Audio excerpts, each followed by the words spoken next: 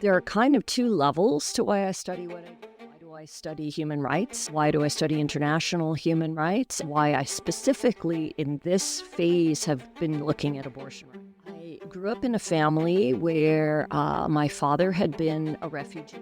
I grew up in a very dynamic time long ago.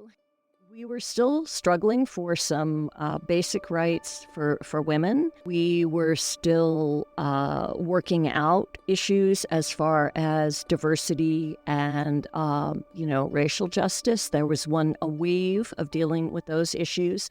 So I was interested in that. I participated in some social movements.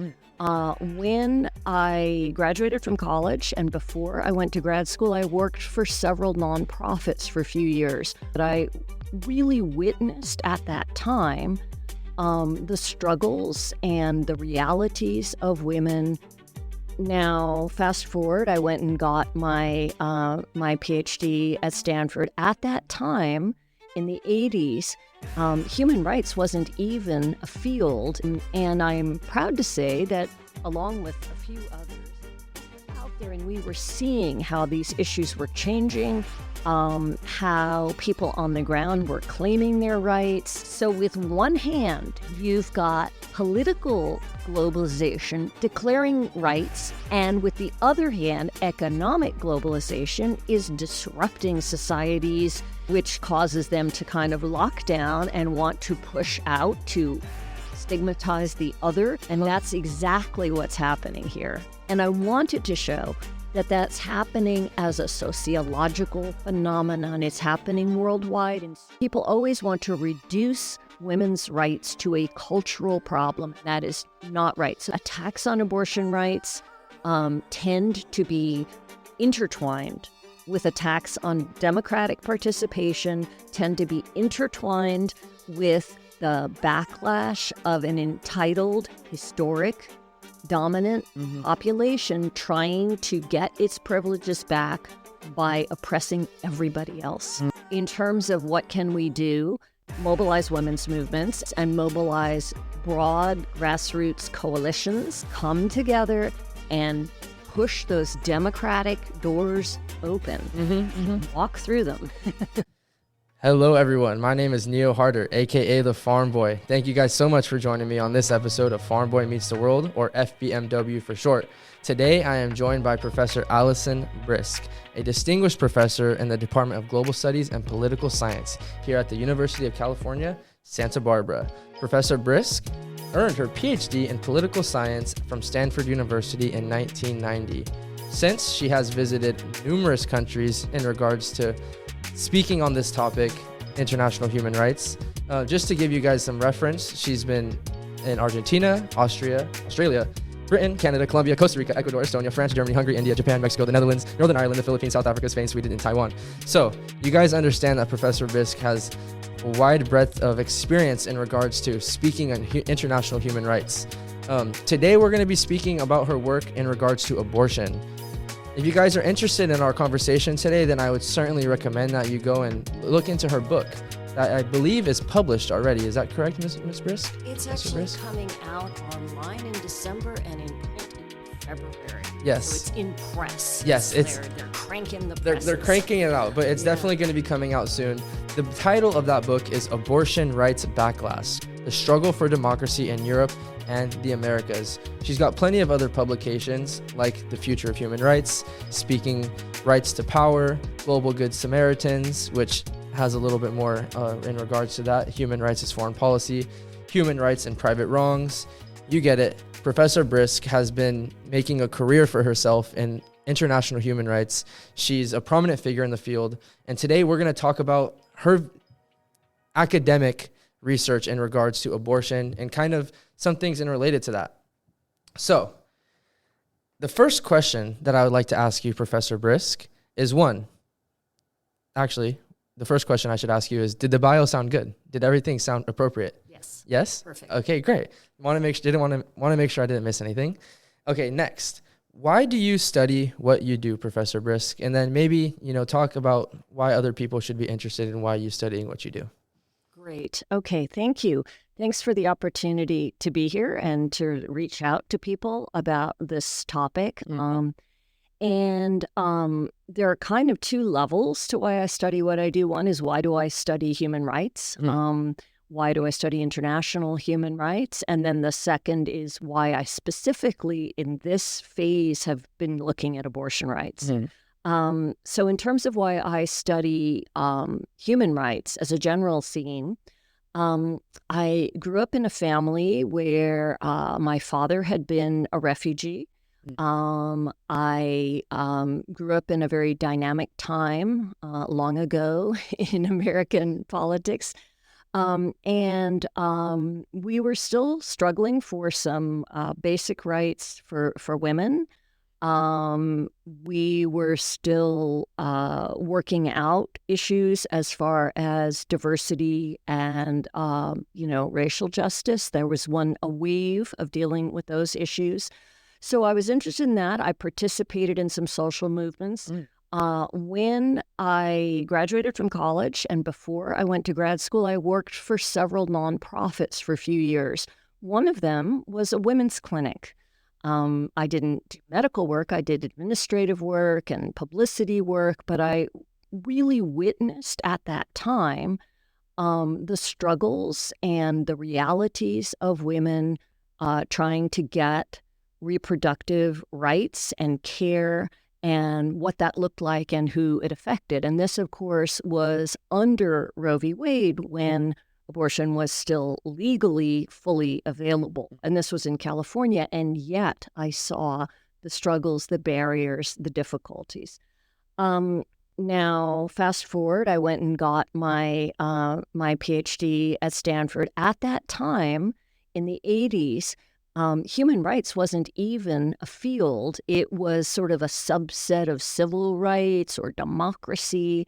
And I'm proud to say that along with a few others, people who were out in the field seeing these issues. I was doing most of my work then in Latin America. My thesis, my dissertation that turned into my first book was about the mothers of the disappeared in Argentina and the transition to democracy there from military rule.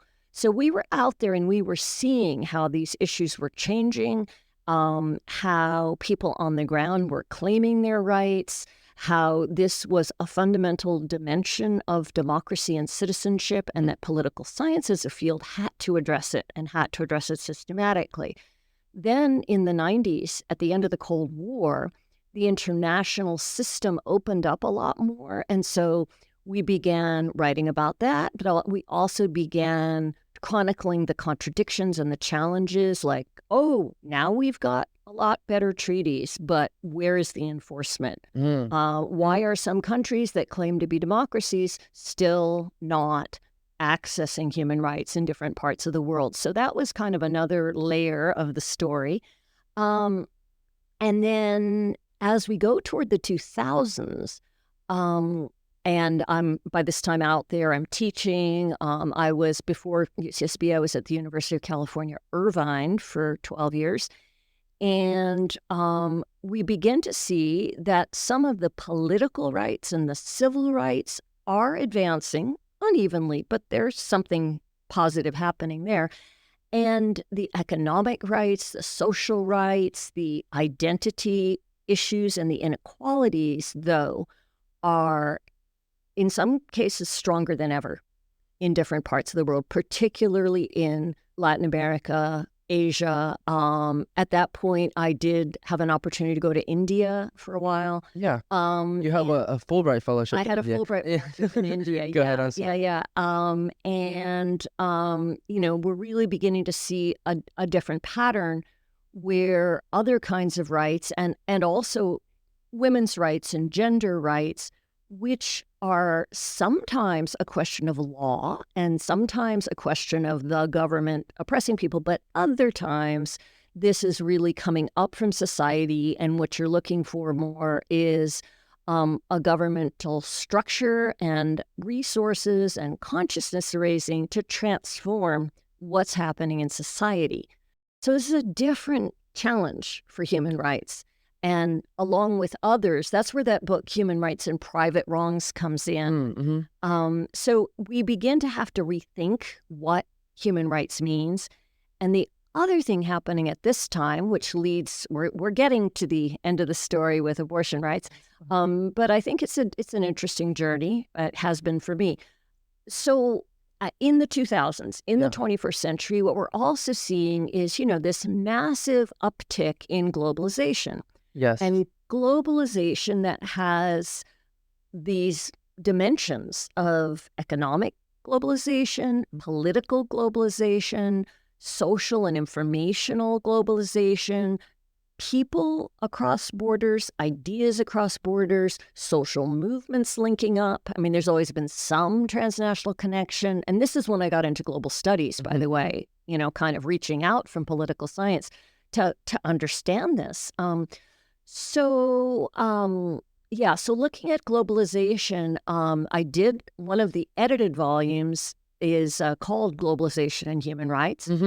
And we brought a bunch of people together from different parts of the world, different issues, because what we're seeing is contradiction. We're seeing globalization as a double-edged sword. This is what I was about to. I wanted to get into this. Yes. May I just? Of course. But what we will get back to abortion rights. Yes, have to. Yeah. So what I'm going to ask is in regards to abortion rights. Yeah. It's very much adjacent because of the mechanism that I'm going to talk about, which would kind of ensure that abortion rights are enforced.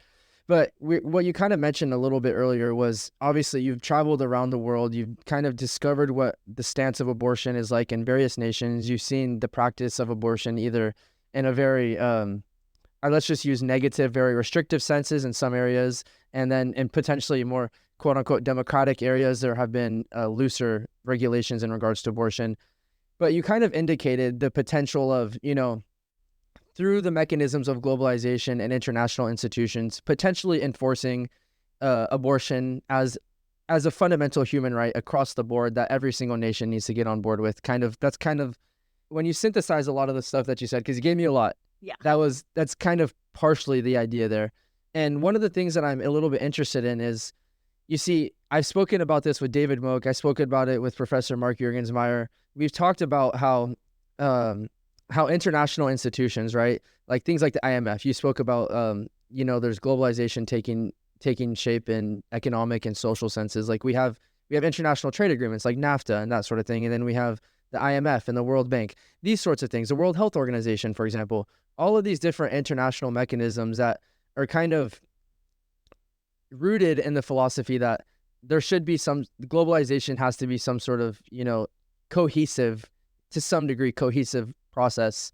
Now, what I'm wondering is, do you find any contradiction in the idea of, each nation having its own democracy, right? Each nation having a right to do what it wants, essentially. And then also the notion that we're going to be potentially using an international institution to push the agenda of abortion rights.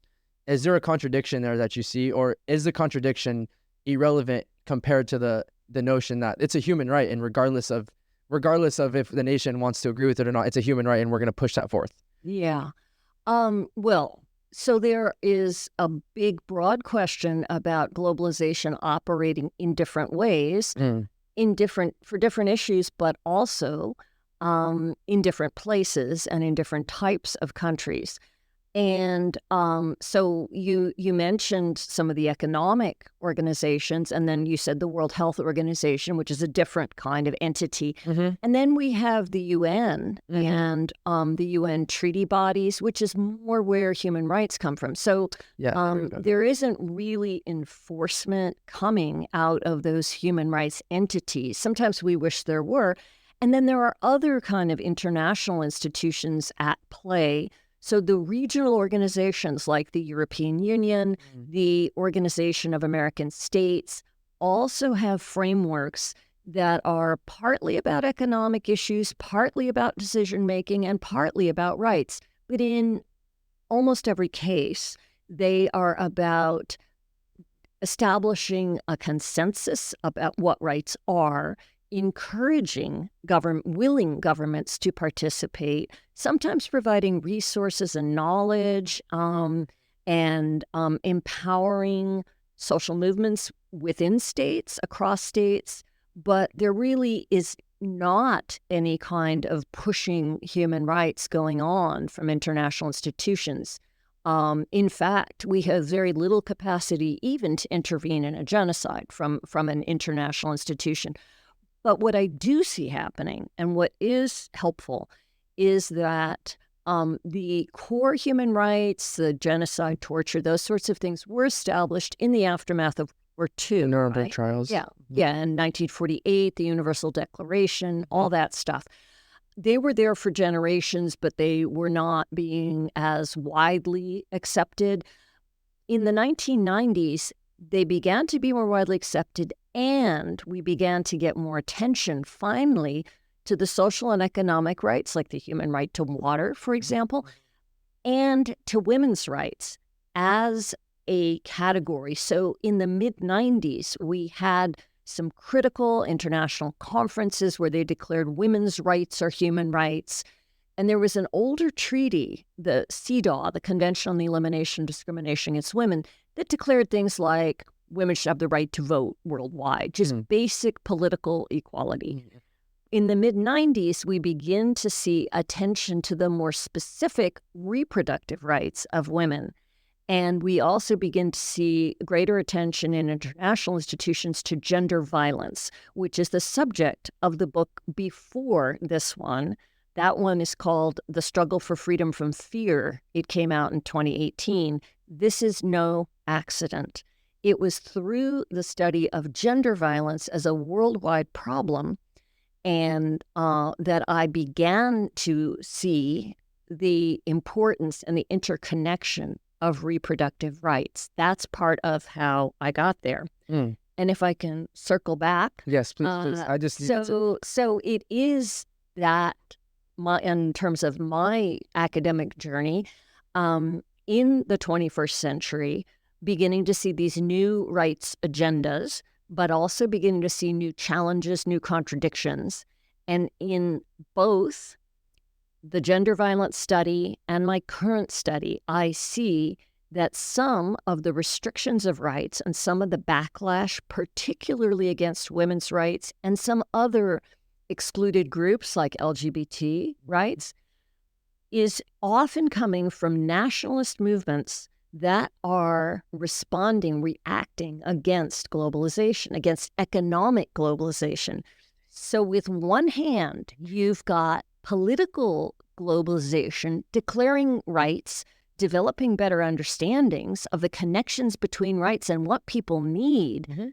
And with the other hand, economic globalization is disrupting societies and disadvantaging people in a way that pushes some of them to cling to nationalism as a source, an alternative source of identity, which causes them to kind of lock down and want to push out, to stigmatize the other, to try and reassert control of the patriarchal family structure. And that's exactly what's happening here. So there's a few things that stood out to me when we kind of went through that discourse there.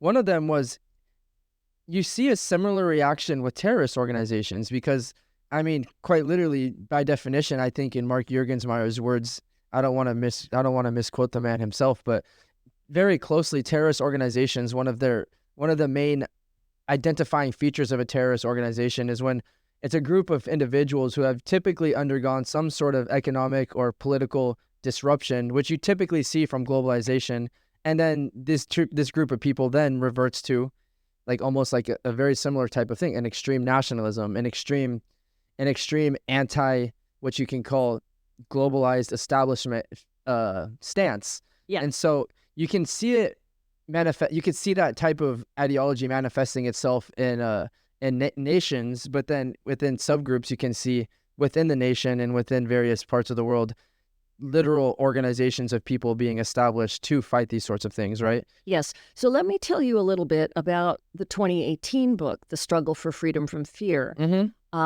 And the subtitle of that one is Contesting Gender Violence at the Frontiers of Globalization. So that book looks at Brazil, Mexico, India, South Africa, the Philippines, and Turkey.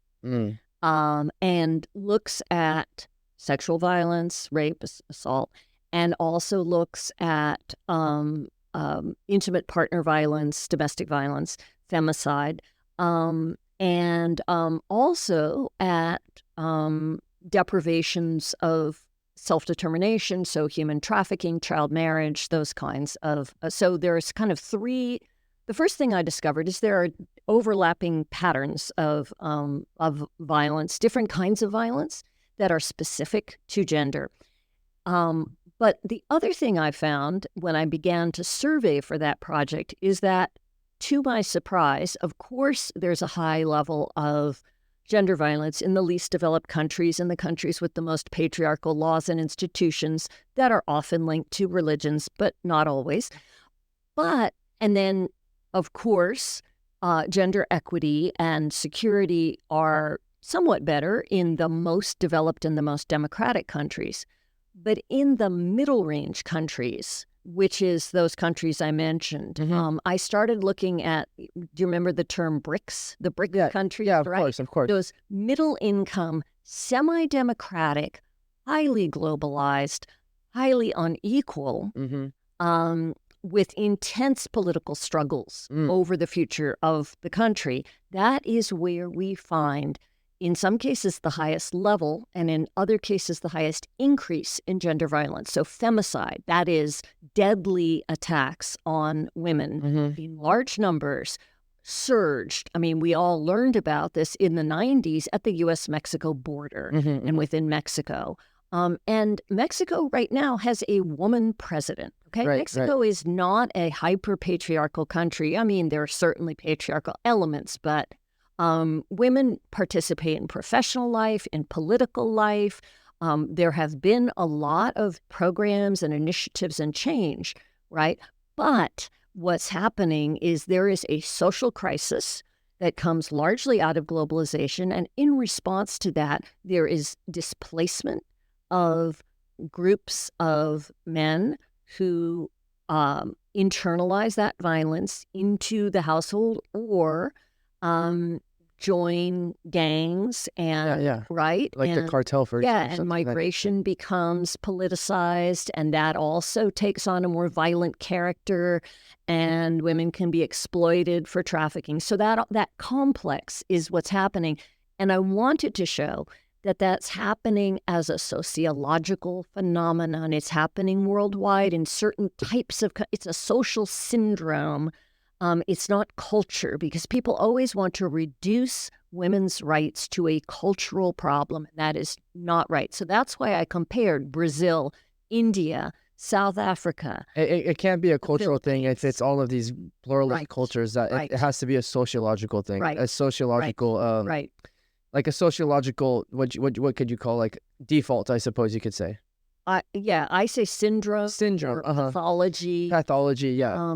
And that's why when I started looking at abortion rights, I realized that I had to look at some of those most contested countries. But I also saw that within the same region, within the same culture, within the same religion, because again, there's a little bit of a too easy association between patriarchal problems and specifically abortion rights and religion, specifically Catholicism. But again, when I start looking at these projects, first I survey the world. What's going on? Where's the problem most severe? What can we imagine or notice about what could be drivers or differences driving this problem? So, so everyone thinks this is Catholicism, this is the Catholic Church, but it's not, because, certainly historically that was a big influence, but within Latin America, Catholic Argentina was the first country in Latin America to legalize abortion completely. Colombia has now legalized abortion. Mexico has now legalized abortion to different degrees and under different levels of access. But that's pretty striking, right? Okay. So just want to synthesize really, real quick and potentially yeah. So we've talked about why you study abortion. Obviously, it's because you have this background in, human rights and then that sort of thing. You saw the contention of human rights before your own eyes as a young woman, and then you went into professionalizing the field. And then as you professionalize in the field, you've obviously noticed that globalization has taken a big impact, has a big role to play, and on one spectrum, spreading political human rights, that sort of thing. But then on another economic spectrum, we see kind of like a pullback, a drawback from that sort of thing. Now, you talked about different nations where there are varieties of access to abortion, and that what we agree on is a human right. Now, I want to talk specifically about the U.S. Now, we talked about, like you mentioned, Argentina, Colombia, that sort of thing. But I don't really understand the notion that the patriarchy and that the reduction of women's rights is a sociological thing, right? But then if it's a sociological thing, then how do we characterize the reduction of women's rights in America recently? Is that a sociological thing, or is that a political thing? You see what I'm getting at? Yes. So in order to tease that out a little bit more, where that's coming from as a worldwide issue, because most countries in the world, well, first of all, most countries in the world have some kind of legal access to abortion. Mm-hmm. That is considered a health issue. Mm-hmm. It may be regulated in different ways.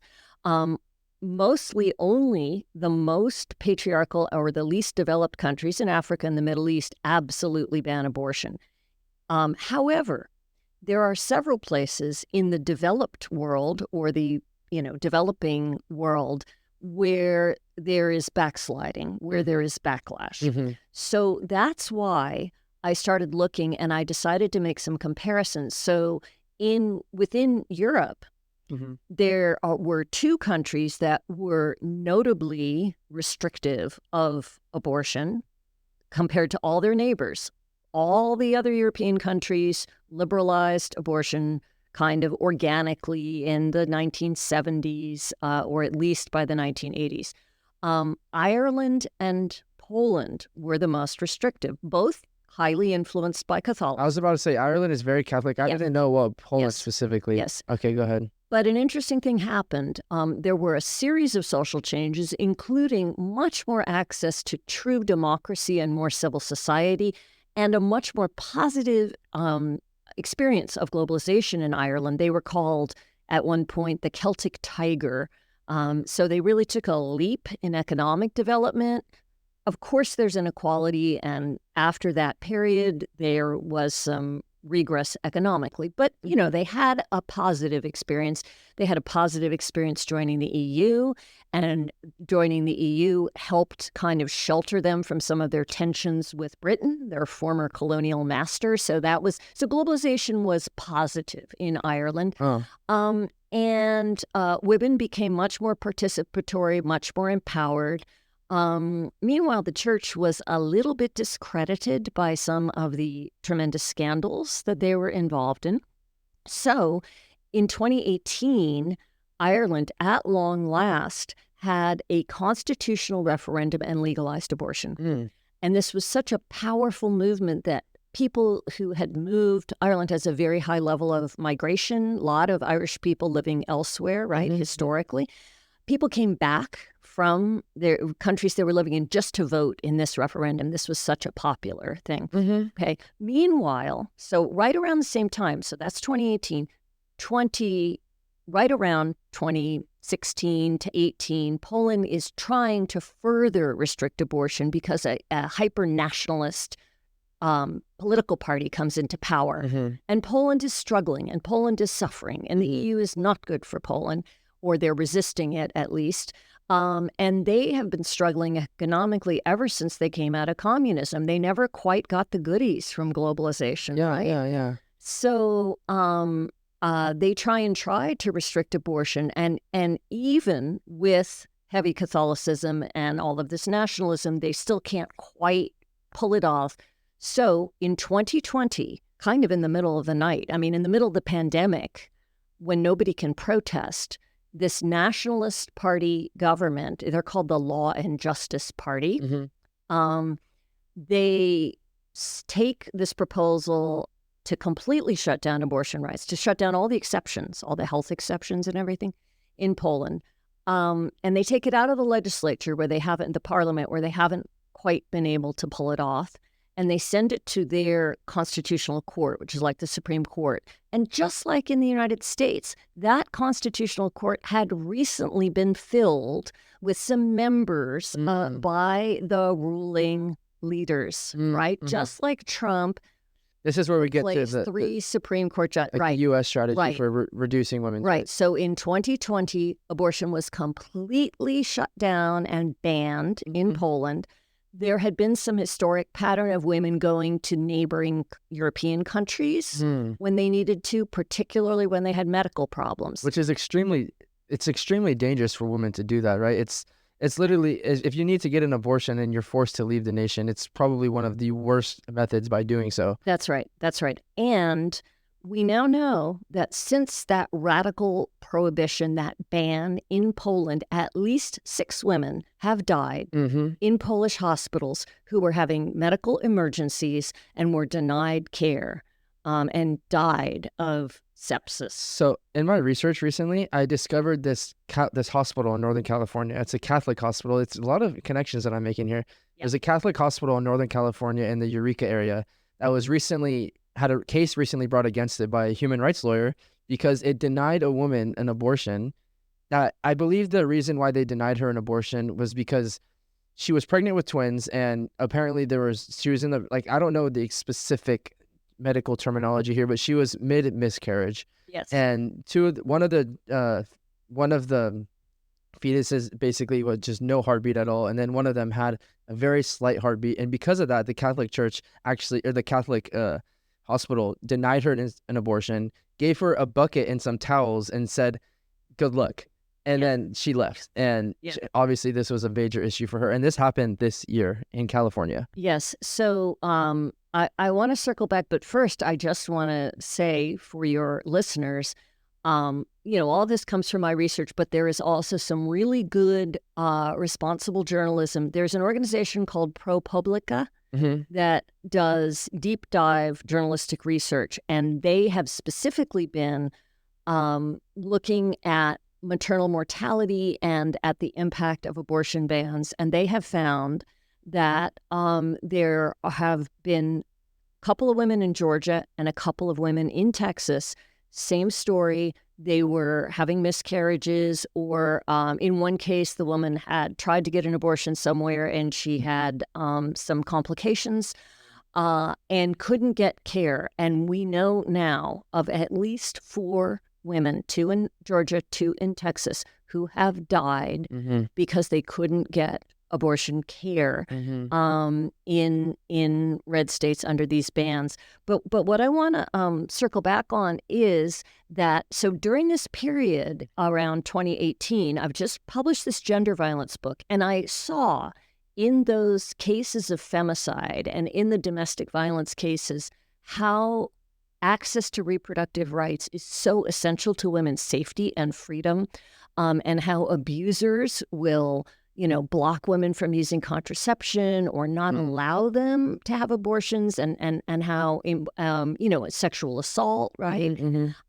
So I already had this on my mind, that this is an interconnected right. And then around 2018, we have 2018, we have Ireland liberalizing. 2020, we have Poland shutting it down. Contrast, right? 2020, though, is when Argentina liberalizes. And next door in Brazil, it was already illegal, but they're taking money away from hospitals, prosecuting women, whereas before, even though it was illegal, they would sort of turn a blind eye. So again, these 2 neighboring countries, that's why I started on the Europe and the Americas. So that what is driving these contrasting outcomes? And 2020, I'm sitting there locked up in the pandemic, and my own country is beginning to backslide. Yeah. So that's what really got me into this. How much influence? I feel like I should definitely know this because of my global studies major, but I don't know for sure. How much influence does Russia have on Poland's legislative process, on just their politics in general? These days, not so much. Not so much. In fact, Poland more or less wants to resist Russia. Very much so. Yeah, Yeah, of course.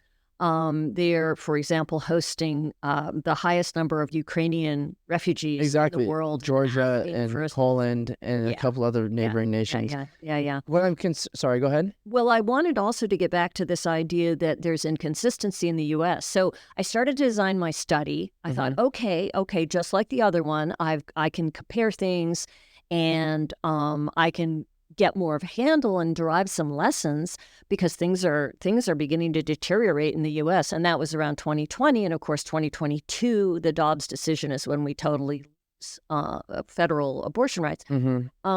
And I started to say, okay, so I've got Ireland versus Poland. These are kind of similar countries, and they go different directions. I've got Argentina versus Brazil, same story. And then I thought, I've got to talk about the U.S., but things are so contradictory. So I thought, it's the U.S. versus itself. And then I began to dive in and look at different states. So what I end up doing in the book, and I think this may be of great interest to your listeners, is I compare California versus Texas. And it's remarkable if you line them up in terms of size, even economy. We think of California as richer, but Texas has actually grown a lot. Proportion of Hispanic citizens, religious, complexion, Similar demographics. What's really different is the politics.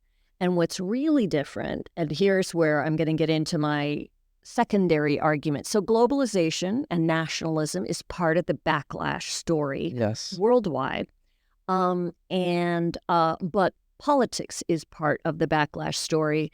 You were asking me, in terms of the U.S., why, when we have had relatively good public progress on women's rights, are we experiencing this backlash? And the answer is politics. And the answer is what we call political entrepreneurs. That is, political leaders. I mean, that was first used in the setting of ethnic conflict, by the way. That was for that phrase in political science.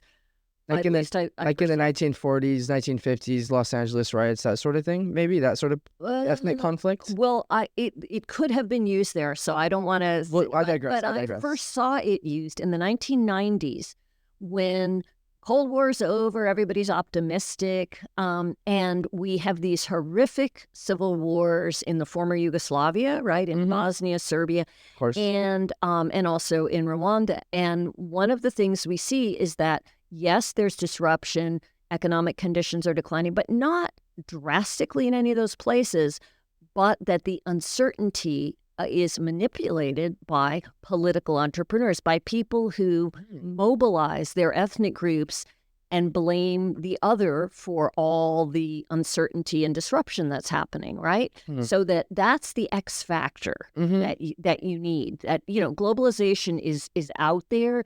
It's gentler for some than others, right? It's easier for Ireland than Poland, but it takes somebody getting in there and weaponizing and saying it's because of them. It's because we need to go back to the good old-fashioned values. It's because we're losing our population.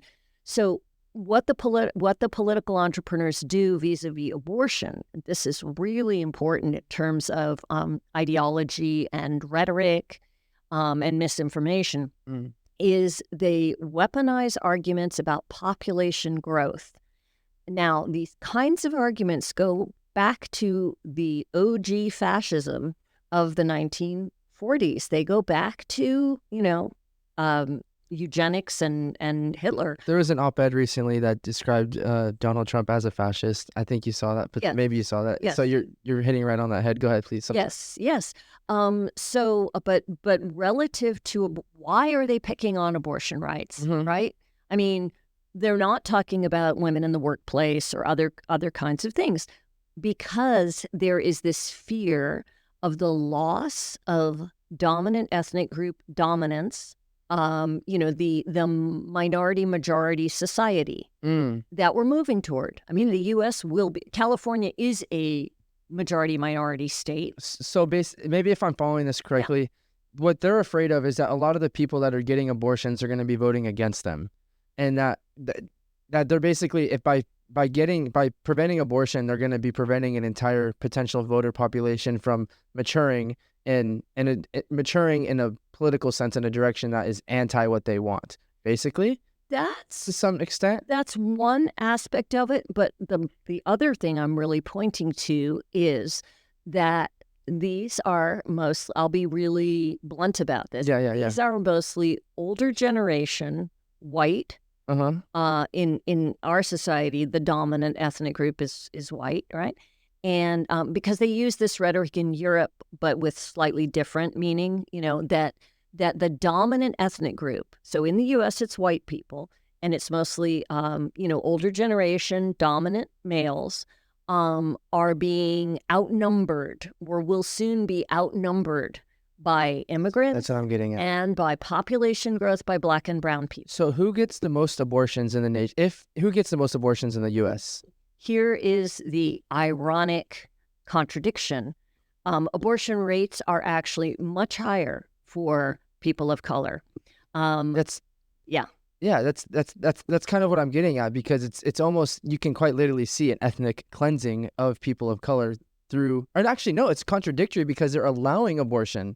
That's right. Excuse me. They're discouraging abortion, which would mean that the voter base that they're most afraid of would be populating. So this is a contradiction. I can show you. Sorry, go ahead. And I do, in my book, speeches and rhetoric and political strategies about this so-called replacement theory.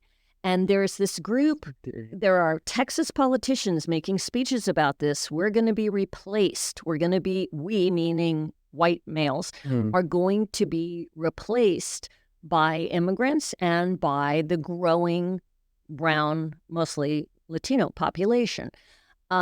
So there is a group called the Conservative Political Action Committee, it's based in the U.S., but they have meetings in Europe. They have met several times recently in Hungary, where there's this very nationalist conservative, Viktor Orban. Yes, he's and there are speeches. Yeah. I mean, it is right out in the open. Actually, some of the things J.D. Vance has said are right along the same lines, that we are losing our base. We are losing our supporters, and we need to give them back their traditional families, and we need to produce more children. This is straight fascism, as you just mentioned. Straight up fascism. It's not even hidden at all. It's literally fascism. Yep. So that's why they're picking on abortion rights at this time. I also want to say that just as abortion rights are linked to the broader range of reproductive rights and freedoms, they are also linked to the whole spectrum of women's rights. I mean, this is a way of trying to push women backward, back into the home, out of the workplace, not to be threatening by public presence. Yeah. I understand. And so to combat this, the former mechanisms which combated fascism in the past were literally an entire war. It was an entire war, and it was a wave of legislation that the war produced, with the Nuremberg trials. And shout out Ben Ferenc, the lead prosecutor for the Nuremberg trials. Yes. He was great. What do you suggest that people do nowadays to combat this wave of fascism without entering into maybe a second civil war here in the United States of America? Yeah. Well, that's a great question. Specifically, in terms of abortion rights, the other thing I did in this study, I always try to look at resistance. I always try to look at some grounds for change or hope. And in the successful cases, in Ireland and in California and in Argentina, there were massive women's movements. And there were massive democratization movements or changes. So it's not just about women per se. It's not just about feminine. It is, but it goes beyond that. So For example, in Argentina, one of the keys, women had been trying to get abortion liberalization for at least 10 years. There was a law passed, a gender quota law, that required 30% representation of women in the legislature. So all the parties had to, nominate and support enough women to make it more equal. As soon as you get past a certain level of representation, that, by the way, is higher than the U.S. has. Right now. 30, you mean the proportion of representation? Yeah. It was when women's representation in the parliament passed a tipping point that we were able to get abortion rights in Argentina. I mean, a lot of factors, but that is a key. Similarly, in Ireland, I told you about that constitutional referendum. So when it's opened up in California, you may recall in 2022, we had a state referendum affirming reproductive freedom, right? When reproductive rights are on the ballot in the United States, it's been 7 states so far, and there are 10 more coming this fall. Every single time abortion rights, reproductive rights are in the hands of the people, they are supported, right? The vast majority of people in the United States and worldwide support freedom, pro-choice, access to abortion. They may have slightly different opinions about under what circumstances, but basically we want the government out of this. We don't want any state determining what we do with our bodies. Right. And most people around the world, liberal, conservative, share that belief. So the problem with Texas, one of the many problems, and other red states, is that not only are they in some senses conservative, but they're undemocratic. There are organizations that have been evaluating state governments, state governance, and this is where I get back to my nerdy poli-sci analysis. You really have to dig in and say, how does that state legislature work? So in Texas, for example, it is one of the most gerrymandered states.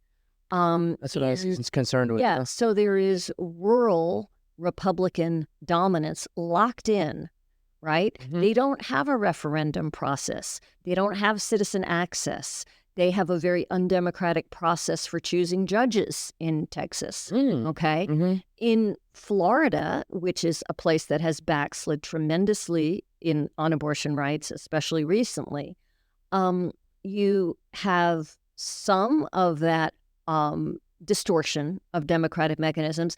The distortion is not as bad in Florida. It's not as, it's not as democratic as California, but it's sort of, like an 8 on the scale of democratic distortion.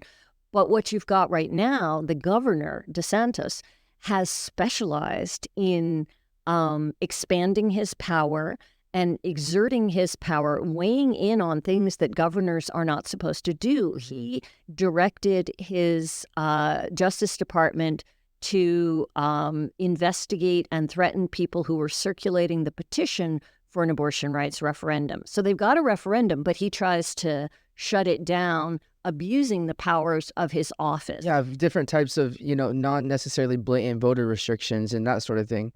Yeah, I understand what you're saying. Yeah, it's not a de facto authoritarian state, or it's not a de jure authoritarian state, I should say, rather, but through the different implementations that he's done, it's become a de facto authoritarian regime, and not necessarily completely authoritarian, but yes, it has authoritarian symptoms. Right, it's sliding in that direction. Oh, I see. So in terms of what can we do, so in terms of reproductive rights, one thing is to mobilize women's movements and mobilize broad grassroots coalitions, because, I will say, with all due respect, as a longstanding feminist, American feminists became a little complacent in terms of sticking only to our own issues, thinking that Roe v. Wade was going to protect us forever.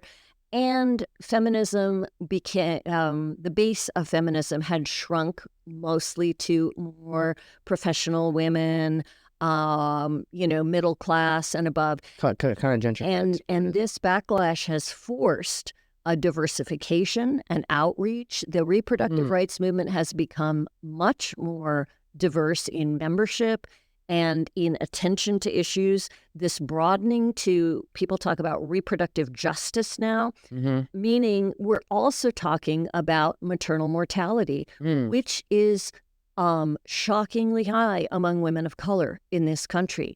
And we're also talking about sexual minorities, LGBTQ people, and ways in which their care and their rights are being restricted. We have been pushed to broaden our frame and to make alliances, So that's one. But the second part of it is democracy.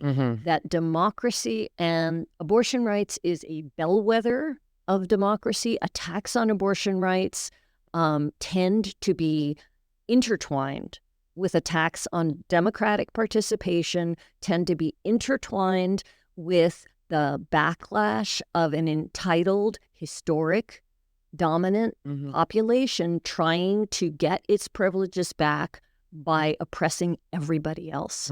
So come together and push those democratic doors open and walk through them. I suppose that time is running a little short for you. That would be a good way to end.